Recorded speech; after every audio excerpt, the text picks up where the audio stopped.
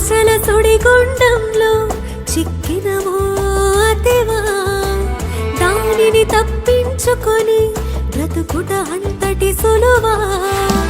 దేవుడిచ్చిన బాధ్యతను మరచినవో మగువా, లోకమును కాంక్షించినావు ఎందుకు అతిగా.